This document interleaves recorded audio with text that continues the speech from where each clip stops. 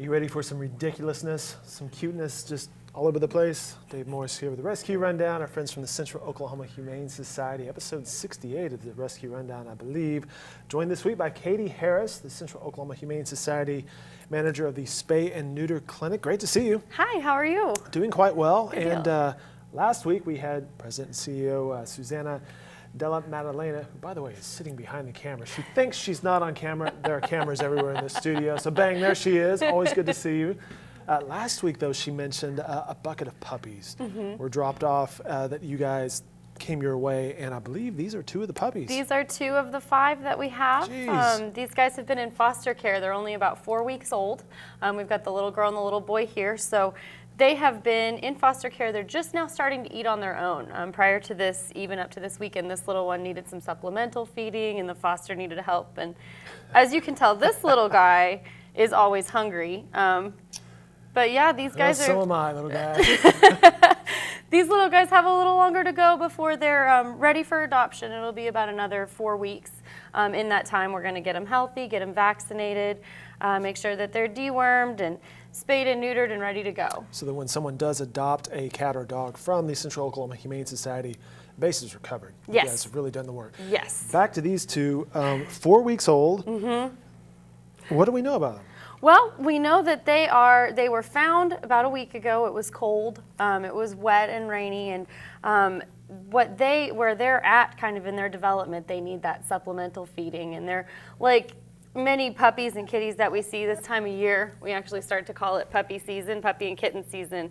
As the days get longer and temperatures get a little bit warmer, that kind of triggers a breeding cycle in unspayed and unneutered dogs and cats. And so this is the time of year where we are just inundated at the Oklahoma City shelter with puppies and kitties that have been found or are homeless. So dogs and cats, especially the young ones, really pick up. Susanna provided, you guys provided some information here. I was kind of surprised at some of the information about dogs and cats, about how many average litters per year. Cats really reproduce a lot. Cats do reproduce a lot. They can have up to 3 litters a year on average, and there's usually about 5 cats per litter. So one cat can produce up to... It's like a dozen cats a year. Exactly. It's a lot. So it adds up in a hurry. It does. And which is why you guys really encourage the spay and neutering. Absolutely.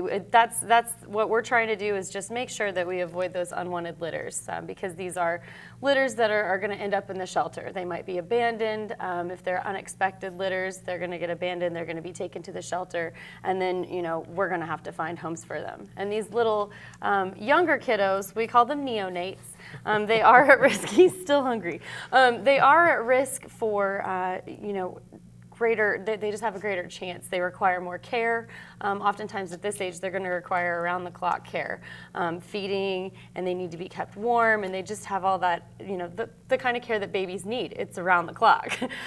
So we really want to encourage everyone to spay and neuter their pets so that we don't have unwanted litters that are at risk for, a pretty terrible fate if they aren't cared for properly. I cut you off a second ago. We were talking about cats have an average of maybe 3 litters per year. What about dogs? Dogs can have up to 2 litters per year. That's average, and depending on the dog's size and breed, I know that larger breed dogs can have up to 10, 8 to 10 per litter. So they're still producing quite a few.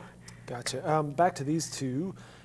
At what stage do you guys start to name them? Have you already named these 2? I haven't named, I didn't actually, I don't know if their foster mother has named them, but we will give them a name in our adoption program. And then of course, once they're adopted into their forever homes, their owners are free to choose names. I would name this one Piglet, I think, is what I would go for him.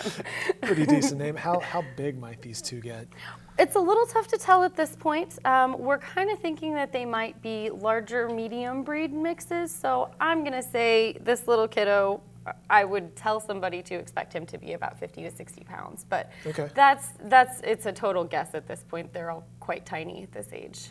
All right, we're chatting with Cati Harris. She's the Spay and Neuter Clinic Manager at the Central Oklahoma Humane Society. All right, school us a little bit. Let's say in my scenario, which is actually a real-life scenario, almost 10 years ago, 2 cats wander into my backyard. It's a mom and a little kitten.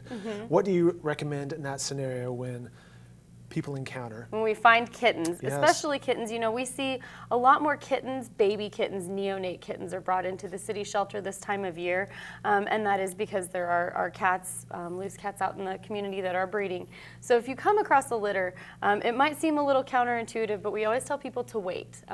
If you see a litter of kittens, there might be a good chance that mama is around. She's out looking for food. She's foraging. She's foraging. She's going to take care of her litter. So we usually recommend that you wait about an hour, kind of see if mama comes back and is taking care of them before you pick that litter up and bring them to the shelter. You know, while they're this young, the best thing for them is to stay with mama. She's nursing them, she's giving them those nutrients that they need, that care and that socialization that they need. And so we really encourage people to just kind of keep an eye on that. If you see a mama come back, OK Humane does rent out humane live traps. You can trap mama and the litter when the kittens are old enough and bring them to our clinic to be fixed so you don't have cats on cats on cats. All right, very good. You guys also have a promotion coming up, We or do. actually throughout the year. We do. Throughout the year, we're going to be offering various promotions that are either breed or species-based to help just kind of make spaying and neutering more affordable. And so starting today, actually, will be Beat the Heat. That's specifically for female cats. We want to beat that heat so they aren't having the 3 litters a year. And it's only going to be $20 to fix your female cat. And so we're starting that today. We're hoping to do at least 350 female cats this month. And then throughout the year, like I said, we'll be offering different promotions as well. 350 kitties. Is that about average? I'm assuming you guys set that number for a reason. We do. We kind of look at Beat the Heat is the promotion that we've done in the past with great success. And so we're looking at how many we did last year. We did 300. We thought we would just challenge ourselves and challenge the community to do 50 more. Gotcha. Cati Harris, she's the Spay and Neuter Clinic Manager, and let's talk about that a little bit.